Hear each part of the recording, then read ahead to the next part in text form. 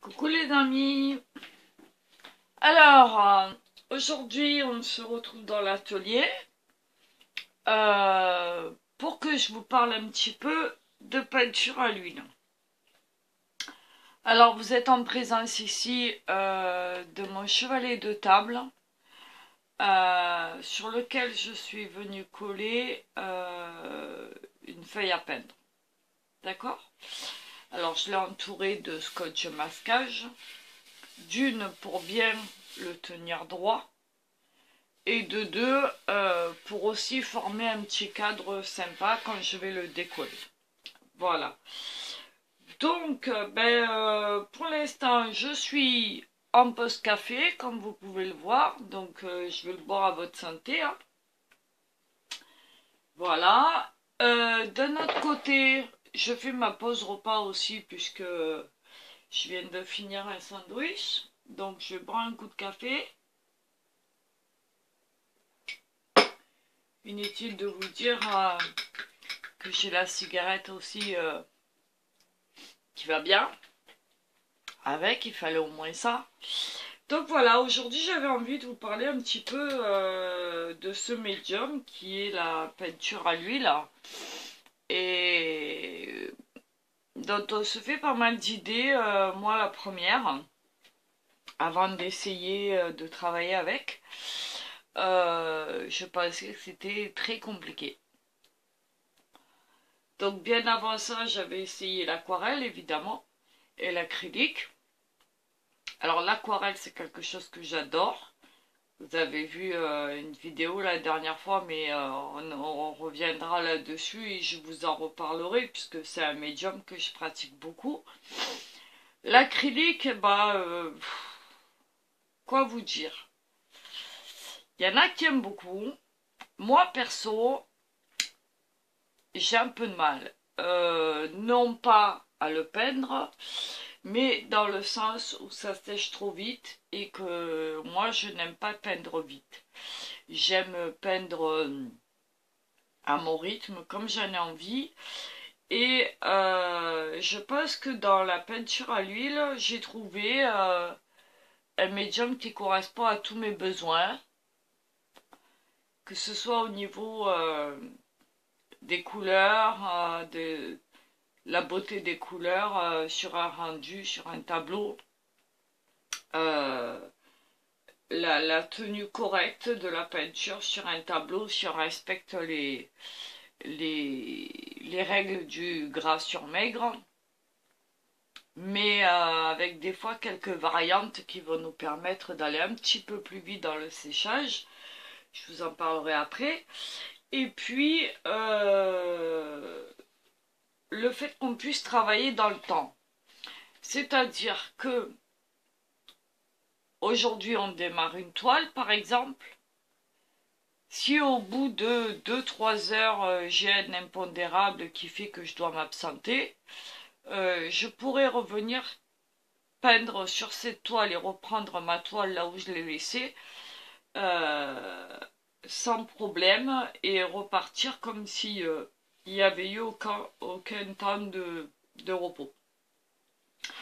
Tout ça grâce à l'huile que ça contient et qui est effectivement une très bonne chose. Alors l'inconvénient à ça, c'est évidemment des tableaux qui vont sécher très très très lentement, puisque quand on parle de toile, on parle de toile sur châssis, évidemment, toile en coton, en acrylique, etc. Mais il faut savoir que si on respecte vraiment les règles du gras sur maigre, pour peu qu'on vienne faire un glacis par-dessus, ça peut prendre des mois, voire des années avant de sécher complètement. Donc moi, c'est parce que j'ai envie, puisque c'est pas des toiles que je vends, c'est juste des exercices que je fais ou que je mets pour mon plaisir. Voilà, que j'offre à mon entourage éventuellement. Mais rien de bien professionnel, hein, on est d'accord. Donc voilà. Alors à ça, on a quelques cicatifs. Ce qu'on va appeler des cicatifs, c'est des retardateurs de séchage ou pour l'acrylique ou justement des produits qui vont nous permettre pour l'huile de sécher beaucoup plus vite.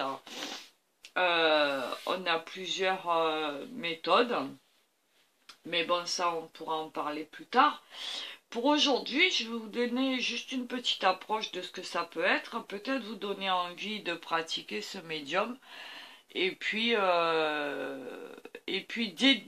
j'ai envie de dire dédiaboliser un petit peu la peinture à l'huile, parce que tout le monde nous dit la peinture à l'huile c'est bien plus beau, mais c'est bien plus difficile que non, c'est pas vrai. Que la peinture à l'eau, ben non, c'est pas vrai. C'est à mon goût perso quelque chose de très joli qu'on va pouvoir travailler dans le temps. Alors pour ça, qu'est-ce qu'il va nous falloir? Évidemment de la peinture. Alors peinture à l'huile évidemment.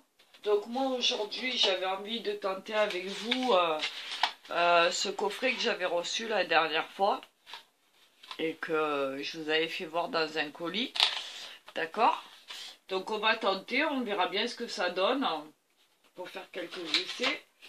J'ai ma palette habituelle que je conserve ici, que je vais vous faire voir. Ah, si j'arrive à l'ouvrir. Voilà. Alors, voilà. Ici, avec des couleurs principales que je vais venir travailler sur un support. Voilà. Alors, on a ici un bleu outre-mer. D'accord, je sais pas si vous voyez vraiment les couleurs, mais bon. Ici, on a un bleu outre-mer. Ici, on a un orange qui va venir nous servir de temps en temps pour faire des petites alliances. Ici, on a un bleu phthalo. Ici, on a un rouge primaire. Ici, on a un rose... Ah, bon, bref, je me rappelle plus le nom, mais bon. Voilà, qui a tendance un petit peu à aller vers le violet. Ici, on a un jaune camdium, j'ai envie de dire. Voilà. Ici, on a un blanc chaud. Ici, on a un blanc de titane. Et ici, on a un blanc de zinc. Alors, pourquoi trois blancs différents? Simplement, celui-là va nous donner des nuances. Le blanc chaud. Le blanc de zinc va nous donner un éclaircissement sans faire d'ombrage, on va dire, et le blanc de titane va nous aider pour tout ce qui est brouillard, nuages, etc., et éclaircir pas mal. Voilà. Et ici, on a un vert de vessie, très beau vert d'ailleurs, alors qui fait pas partie des couleurs primaires, mais par contre, qui va nous aider pas mal dans les mélanges. Voilà. Donc je pense vous avoir tout dit. Et ici on a un jaune primaire aussi. Voilà. À savoir que les couleurs primaires sont très importantes pour... c'est à partir des trois couleurs primaires, le rouge, le jaune et le bleu, qu'on va pouvoir faire. Alors ici j'ai pas mis les terres. Alors les terres, elles sont indispensables aussi. On va les mettre après sur la palette. Les terres d'ombre brûlée, etc. La terre de sienne, l'ocre, tout ça, c'est des couleurs qui vont nous être indispensables. Le noir, on va venir le fabriquer nous-mêmes, parce que le noir n'existe pas en peinture à l'huile. C'est une couleur qu'on ne retrouve pas, le noir pur. On ne le retrouve pas dans les vraies couleurs, ni dans le monde réel. Le noir, en fait, c'est comme un peu une illusion d'optique. C'est le mélange de plusieurs couleurs. Vous ne verrez pas de gris non plus, parce que le gris, on va le créer nous-mêmes avec des gris nuanciés. Par exemple, un gris bleu, un gris vert, un gris jaune, un gris rosé. Enfin, voilà quoi, je vous ferai voir ça de temps en temps, enfin, au fur et à mesure des tests. Et comme vous pouvez le voir, ici, alors ça, c'est des restants de peinture que j'avais utilisé en trop et que je conserve dans un bac à glaçons tout simplement. Voilà, hermétique, voilà, que je peux fermer comme je veux et qui va me permettre de pouvoir conserver ma peinture correctement à l'abri de la lumière et de l'air. Voilà. Donc je fais partir l'air et voilà. Parce que contrairement à la peinture à l'eau, c'est-à-dire l'acrylique ou l'aquarelle, la peinture à l'huile ne s'évapore pas et ne sèche pas. Elle s'oxyde avec le temps, et ce qui fait qu'elle met énormément de temps pour sécher. Alors pour travailler avec cette peinture, on va avoir besoin d'un diluant à base d'essence. Alors généralement on prend de l'essence térébenthine. Si vous avez du white spirit, ben, prenez du white spirit. Après celle-là elle a passé son odeur parce que ça fait un petit moment qu'elle est dans le pot, autrement ça sent très fort. C'est pour ça qu'il vaut mieux travailler avec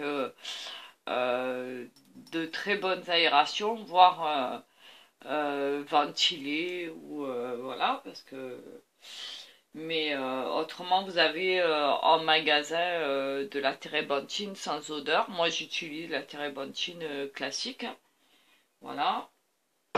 Je travaille aussi avec de l'huile de lin, voilà, alors vous verrez en transparence. Voilà, j'ai oublié d'enlever l'étiquette du pot, mais voilà. Celle-ci est pas raffinée, hein, c'est de l'huile de lin classique qu'on trouve en magasin de bricolage, que je vais venir additionner à ma peinture si j'en ai besoin. Après, vous pouvez la raffiner vous-même ou l'acheter en magasin, pareil, mais les prix ne sont pas les mêmes, évidemment. Et puis, on va avoir besoin de couteaux. Voilà, alors moi j'ai ce petit couteau-là qui va m'aider à mélanger mes peintures et qui va m'aider aussi à étaler de temps en temps si j'en ai besoin. Et puis on a ces couteaux-là, alors couteau de bricolage, vous avez différentes formes, hein, vous pouvez prendre celui n'importe quoi, vous pouvez prendre aussi par exemple une cuillère en plastique, une fourchette, peu importe ce que vous avez sous la main pour faire des effets, des traçages, ce que vous voulez. Voilà. Qu'est-ce que je voulais vous dire d'autre? On a besoin aussi évidemment de pinceaux. Alors là c'est pareil, hein, chacun voit ce qu'il a besoin de prendre. Alors moi j'en ai plusieurs. J'ai des pinceaux à tamponner, comme cela. Voilà. Alors un rond et un plat, d'accord, qui vont me permettre de tamponner quand j'en ai besoin, n'est-ce pas? J'ai un pinceau comme ça qui va me permettre de venir enlever les traces de pinceau sur ma toile. Voilà, il s'agit juste d'un pinceau comme les dames utilisent pour le maquillage, hein, rien de... Mais comme il est très doux, voilà, on va l'utiliser comme ça. J'ai des petits pinceaux un peu ronds, voilà, à long manche, parce que là, en travaillant oh, j'ai plus le nom, bref, vous avez compris, voilà, on va avoir besoin de distance, et on travaille beaucoup avec la distance, d'accord? Voilà. Et puis, on peut avoir besoin de petits pinceaux, alors avec ou grand manche, hein, peu importe. Moi ici, j'ai 2 pinceaux de détail avec grand manche. Voilà, je sais pas si vous les voyez. Si j'ai besoin, ben, je vais pouvoir venir travailler un petit détail, un œil, le bord de quelque chose, un feuillage, voilà. Donc on a les deux ici. Et puis à côté de ça, j'ai un pinceau que moi j'aime bien parce qu'il est un peu plus dur et qui va me permettre d'étaler selon mes besoins ma peinture. Voilà, donc c'est un pinceau bien rigide, un soie de porc, n'est-ce pas? Ici, j'en ai un qui est biseauté et très fin. Vous voyez? Je sais pas si vous voyez, j'essaye de vous faire voir à la caméra. Il est très très fin. Voilà, et biseauté. D'accord? Qui va venir nous aider pour les angles, tracer une ligne droite, etc. etc. Et puis, 2 petits pinceaux en plus. Alors encore un biseauté un peu plus grand. Voilà, et légèrement plus épais. D'accord? Et puis celui-là, au cas où. Voilà. Donc, dans mon essence de térébenthine, j'en ai 2 supplémentaires que je me sers aussi. Voilà. Donc ça, c'était pour les pinceaux. Après, chacun, parce que les gammes de pinceaux, je sais pas si vous voyez derrière moi là-bas, mais il y en a toute une gamme et celle-là est pas très très grande non plus. Donc chacun utilise selon ses besoins, selon le moment, selon voilà. On a aussi des pinceaux à éventail comme celui-là aussi qui vont nous permettre ben, soit d'étaler, soit de venir faire des feuillages. Voilà, enfin on verra par la suite si on s'en sert ou pas. On a des spiders. Alors les spiders, ce sont ces pinceaux plats carrés. Moi celui-là est relativement souple, on va dire, et doux. Moi j'aime bien travailler avec. On a ce genre de spider aussi, qui ressemble un peu à un pinceau de bricolage, mais qui va m'aider moi pour faire mes fonds. Voilà, quand je travaille un fond par exemple. Voilà, pour faire des effets, etc. etc. Et puis différents, voilà, encore un gros tamponneur ici. Enfin, vous voyez, la gamme est assez large et assez sympathique. Donc après, ça c'est à vous de compléter selon vos besoins, selon votre façon de travailler, etc. Donc pour le matériel, je pense que c'est déjà pas mal. On va avoir besoin évidemment de chiffon.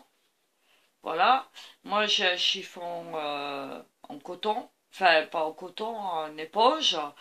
Et puis j'ai celui-là qui est, voilà, vous voyez un petit peu les tailles. Encore celui-là ça va à peu près. C'est un vieux t-shirt que j'ai déchiré et qui m'aide pour, euh, pour nettoyer mes pinceaux, faire mes effets, etc.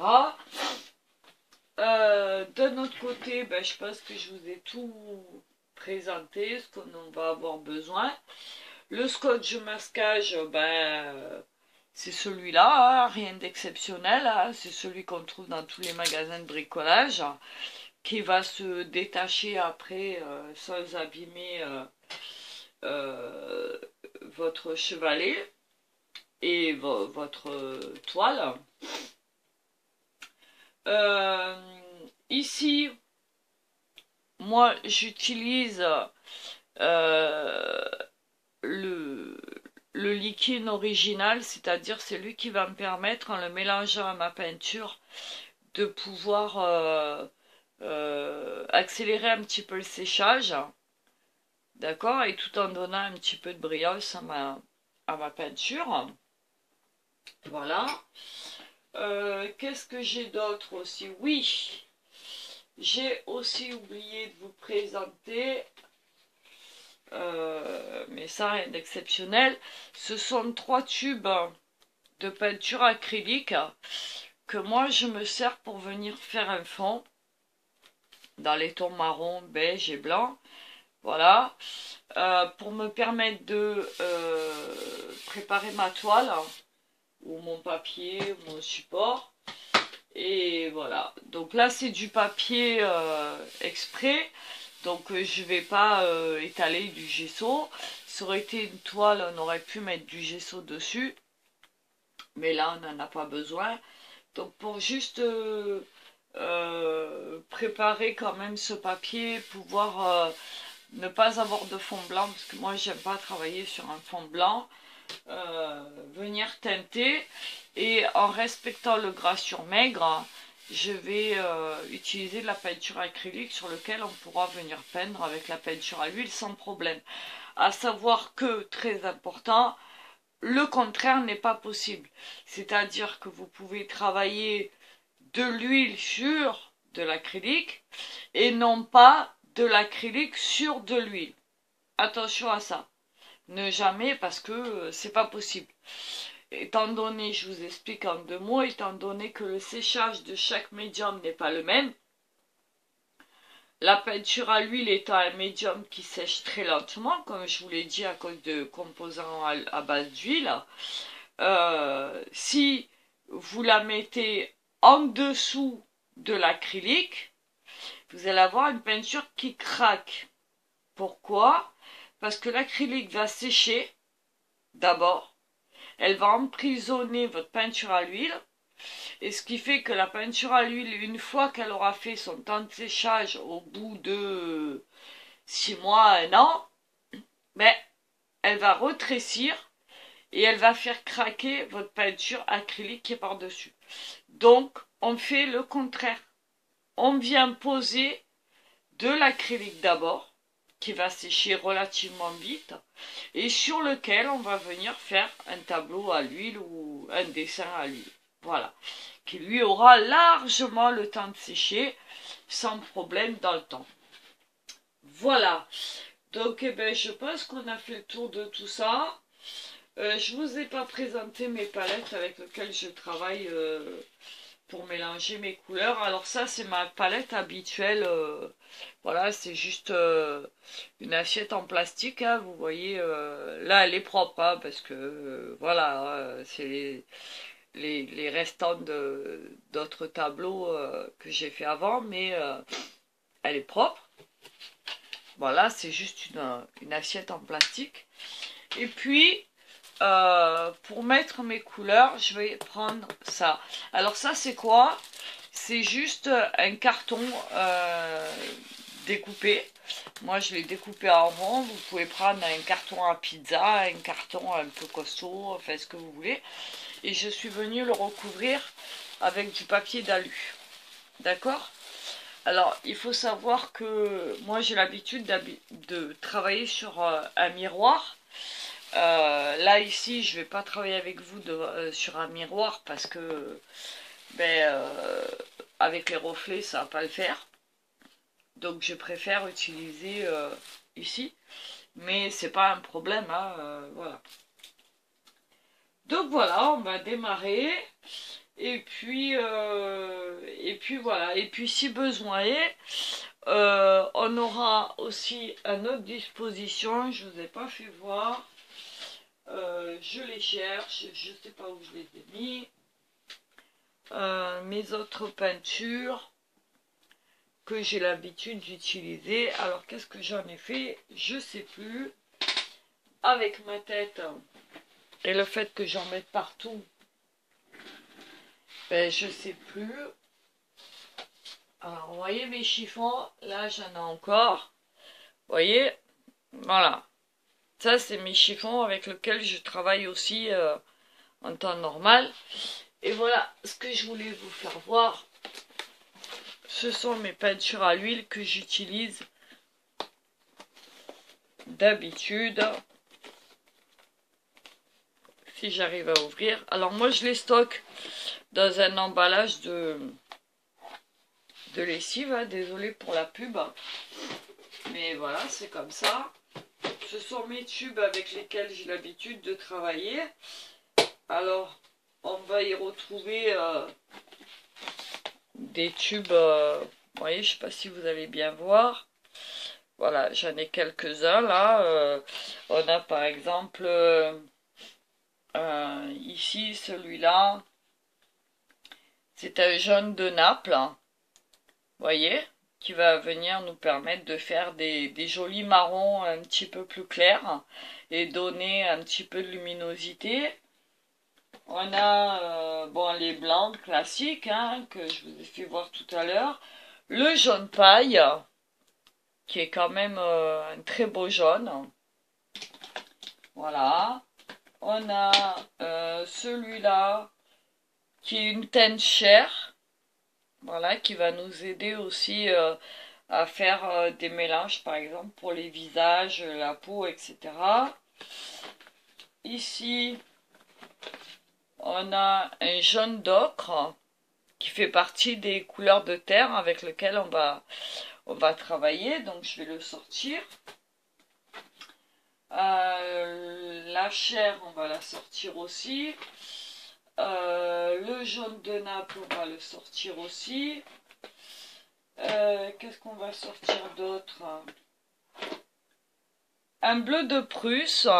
Un bleu de Prusse qui est un très très joli bleu. On va venir mettre au cas où. Voilà.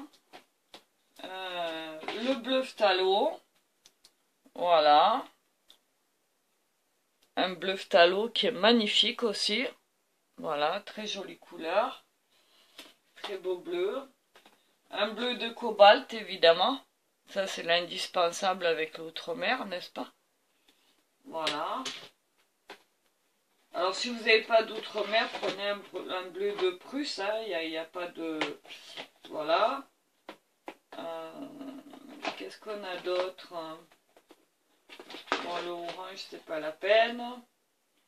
On a un rose Garance, ici. Voilà. Qui est très sympathique. Un rouge cramoisi d'alizarine. Voilà, qui est un petit peu plus foncé que le rosé Garance. Mais qui reste dans les tons. Voilà. Qu'est-ce qu'on a d'autre? Bon, le blanc de titane, c'est évident. On a un rouge pourpre. Voilà, qui reste dans la gamme des rouges, mais qui est dans les mêmes voilà, dans les mêmes gammes, comme le rosé d'alizarine et le rouge cramoisi. Le blanc titane, le jaune paille, on a vu. Celui-là, c'est quoi? Le orange, mais c'est vraiment exceptionnel quand on va s'en servir. Voilà, donc en gros, les couleurs primaires que vous avez besoin. Voilà. Donc, rien de bien particulier, voilà. Vous ne trouvez pas de vert, vous ne trouvez pas de... parce que c'est des couleurs qu'on va créer nous-mêmes. Voilà. Donc, on va commencer par... moi, je vais venir commencer ici. Je vais essayer de vous mettre... j'espère que vous n'aurez pas trop le... à moins que je la mette là et je fasse mes couleurs. Ouais, mais non, ça va pas tenir. Donc, je vais essayer qu'il n'y ait pas trop de reflets. Je suis désolée. Donc, on va tester ensemble cela. Donc, ici, on a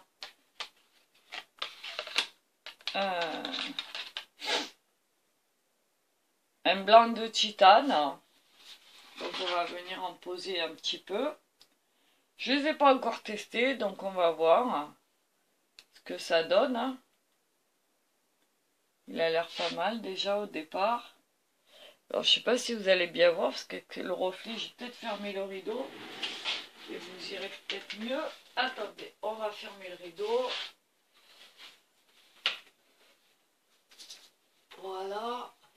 Parce qu'on a le soleil en plein. Voilà. Alors c'est bien beau le midi, c'est sympa, mais c'est pas si évident.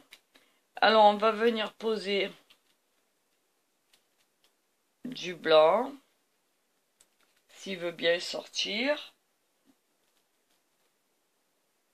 Ouais. Bon, il a l'air bien épais déjà. Voilà.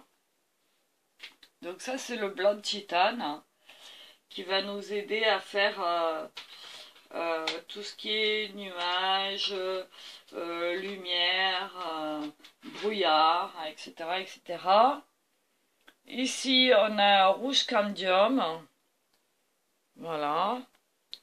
Donc on va essayer. Apparemment ce sont des peintures très épaisses. Alors je rappelle que ce sont des peintures italiennes. Donc on va poser les rouges par là. Alors il n'y a pas d'ordre de préférence dans le positionnement de vos couleurs. C'est à vous de voir. Il y en a qui les étalent un peu partout. Il y en a qui les mettent par ordre de variante. Il y en a qui les mettent par ordre d'habitude. Donc ben, chacun. Ici on a un jaune cambium. Donc le jaune je vais le garder ici avec les blancs.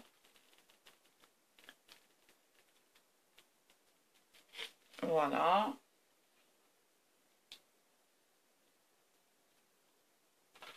On a un bleu. Ah, d'abord on va mettre la... Pardon. Alors ici on a une terre d'ombre brûlée. Alors il faut savoir que toutes les couleurs de terre, si vous les utilisez, elles sont opaques. D'accord? Voilà. Donc une terre d'ombre brûlée ici. Vous voyez, elle est assez foncée. Auquel moi je vais venir rajouter tout à l'heure de l'ocre et de la terre de sienne. Ici, en complémentaire, on va mettre en complémentaire et en couleur froide.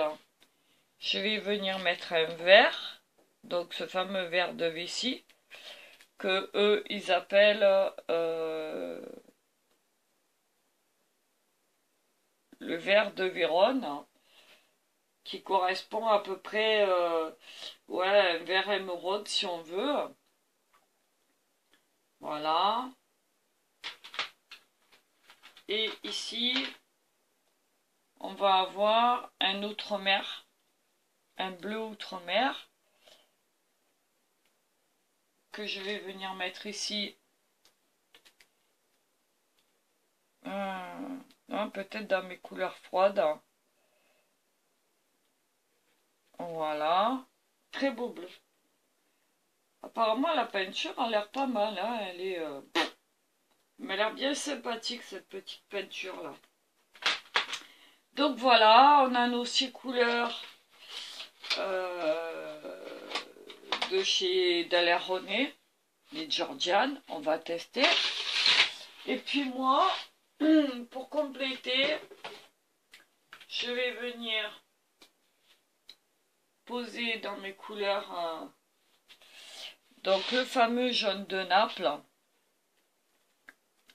On va le mettre ouais, ici.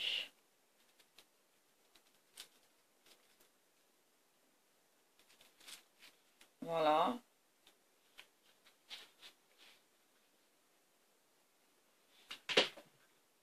Un autre, parce que ça c'est indispensable aussi, jaune d'ocre. Moi j'aime bien les ranger comme ça, mais après chacun... voilà. Et je pense que c'est tout. Un bleu de Prusse, hein. Le bleu de Prusse on va le mettre en bas.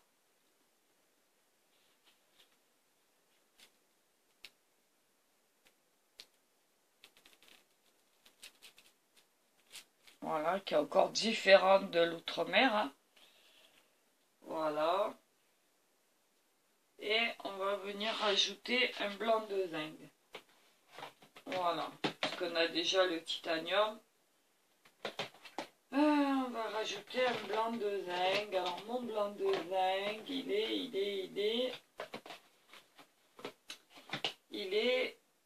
est là. Voilà.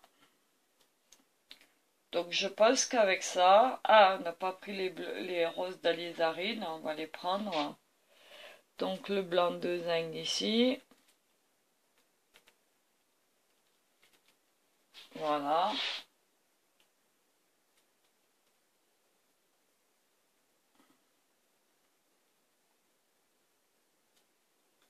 Ici, on va venir un garance rose avec nos rouges. Voilà.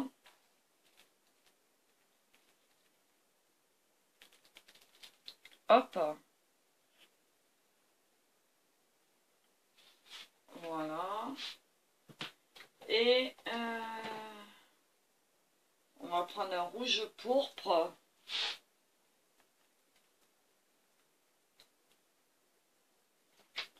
Alors.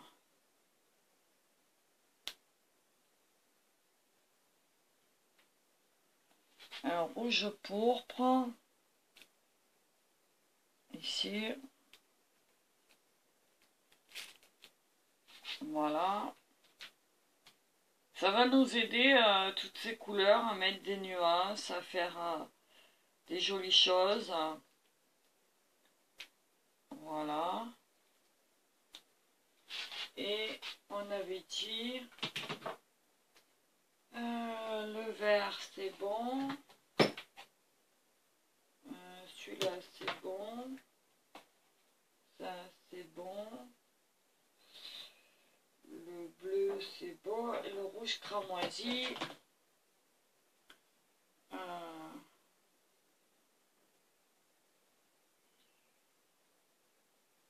On va mettre un rouge cramoisi. Voilà.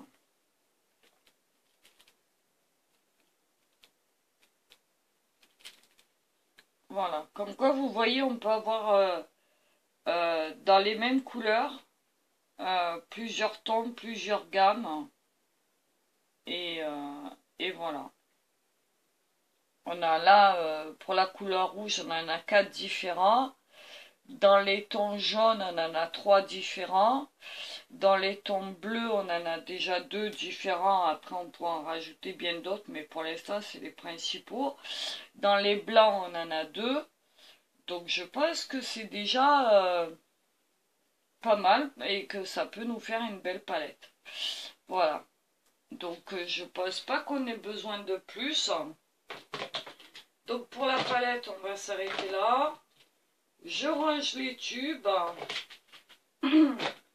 J'arrête la vidéo pour l'instant.